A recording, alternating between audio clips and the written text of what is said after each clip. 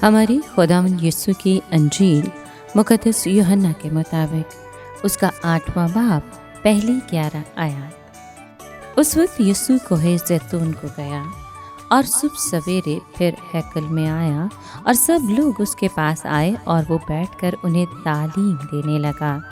तब फ़कीह और फरीसी एक औरत को लाए जो ज़ना में पकड़ी गई थी और उसे बीच में खड़ा करके उससे कहा, ए उस्ताद, ये औरत ज़ना में ऐन फेल के वक्त पकड़ी गई है।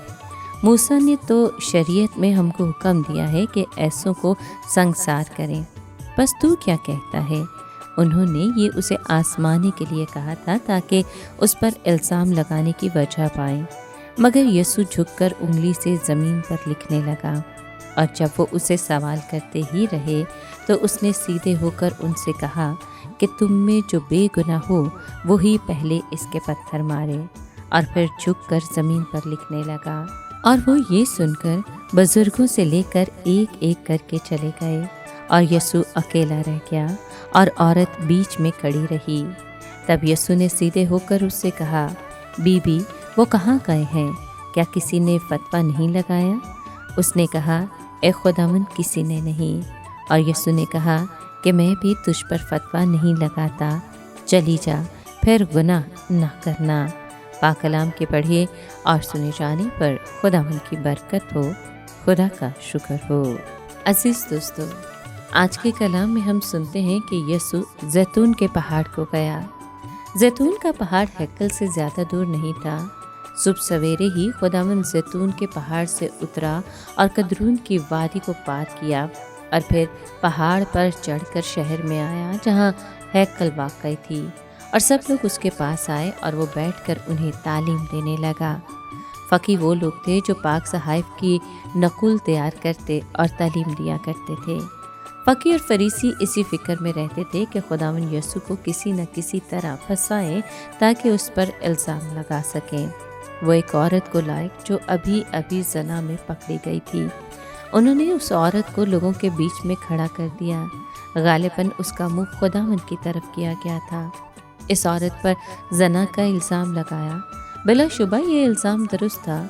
शक करने की कोई वजह नज़र नहीं आती क्योंकि वो ऐन फेल के वक्त पकड़ी गई थी। उनकी चाल साफ नज़र आ रही थी। वो चाहते थे कि खुदावंद मूसा की शरीयत के ख़िलाफ़ फ़ैसला दे। अगर वो कामयाब हो जाते तो आम लोगों को खुदावंद के ख़िलाफ़ उभार सकते थे। उन्होंने उसको याद दिलाया कि शरीयत में मूसा ने हमको हुक्म दिया है कि जो शख्स ज़ना में पकड़ा जाए उसे संसार करें। फरीसियों को उम्मीद थी कि खुदावंद इस हुक्म से इख्तलाफ करेगा तो उनके शरारत अमेज़ मकासद पूरे होंगे। चुनाचे उन्होंने पूछा कि तू इस औरत की निस्बत क्या कहता है? उनका ख्याल था कि इंसाफ और मूसा की शरीयत तकाजा करती है कि इस औरत को एक मिसाल बना दिया जाए। यहूदी बेसब्रे होकर जवाब के लिए इसरार करते रहे। इसलिए यीशु ने सिर्फ इतना कहा कि शरई सज़ा दी जाए, लेकिन ये सज़ा सिर्फ वो अफराद दें जिन्होंने खुद कोई गुनाह न किया हो। इस तरह खुदावंद ने मूसा की शरीयत को सरबुलंद रखा, मगर एक और काम भी किया। उसने सारे लोगों को गुनहगार करार दिया। जो दूसरों पर इल्ज़ाम लगाना चाहते हैं उनको खुद बेदाग होना चाहिए। अब जो लोग औरत पर इल्ज़ाम लगा रहे थे उनके ज़मीर ने उनको मुजरिम ठहरा दिया। उनके पास कहने को कुछ नहीं रहा था। वो सब एक एक करके निकल गए। बड़ों से लेकर छोटों तक वो सब कसूरवार थे। यीशु अकेला रह गया और वो औरत करीब ही खड़ी रह गई। खुदावंद यीशु ने नहायत पुरफ़ज़ल अंदाज में औरत को बताया कि तुझ पर इल्ज़ाम लगाने वाले सब गायब हो गए हैं, कहीं दिखाई नहीं देते। पूरी भीड़ में एक भी फर्द ना था जो उस पर तहमत लगाने की हिम्मत करता। और फिर मसीह यीशु ने भी उस औरत को ना मुजरिम ठहराया ना माफ़ किया। अभी ये काम करने का उसका वक्त नहीं आया था, मगर उसने उसको खबरदार ज़रूर कर दिया कि उसे गुनाह से दूर रहना होगा।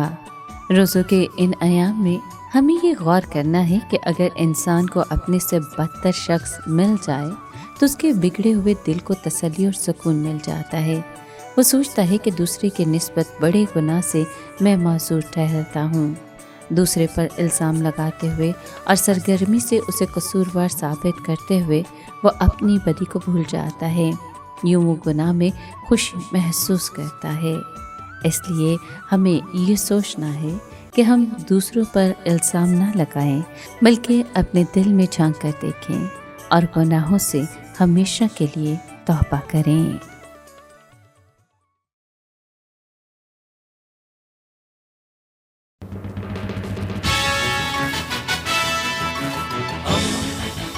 दोस्ती का पैगंबर, रेडियो वेरितास एशिया।